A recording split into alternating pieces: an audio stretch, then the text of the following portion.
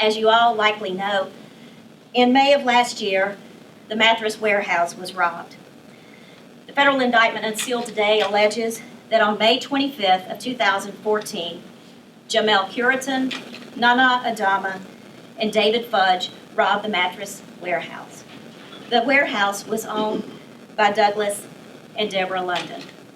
As set forth in the bill of indictment, Curitan, who was carrying a weapon, Fudge, who was acting as the driver, and Adama, who was the lookout, entered the mattress warehouse. Gunfire was exchanged between Mr. London and Jamel Curitan. Curitan was ultimately injured.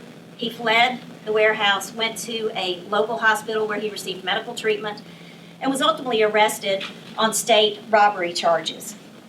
A federal indictment also alleging violations of the Hobbs Act or federal robbery charges was issued in our federal courts in November of 2014. After that 2014 indictment in federal court, the defendants, all 12 of the named defendants in this bill of indictment, began to exchange correspondence. They communicated even with those who were in custody through telephone calls, correspondence, or in-person meetings, and conducted gang meetings via telephone. During this time, they conspired with each other and planned the murder of Douglas London, the only eyewitness to the robbery. On or about October the 23rd, as is set forth in the bill of indictment, Breonna Johnson drove Malcolm Hartley to York County, South Carolina.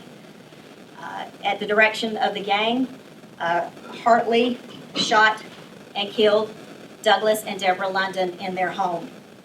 Hartley and Johnson then returned here to the Charlotte area, where they began to dispose of evidence related to the murders and grotesquely celebrated the deaths of Douglas and Deborah London.